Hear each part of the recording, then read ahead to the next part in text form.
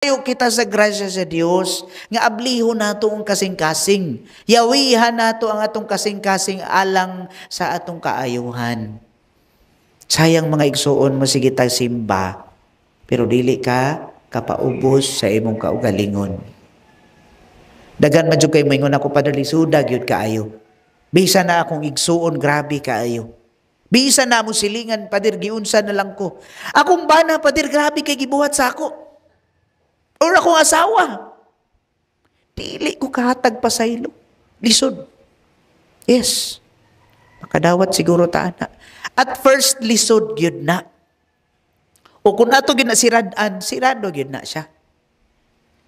Pero if we open that key for our hearts to open and to give love and forgive, kanindot anak.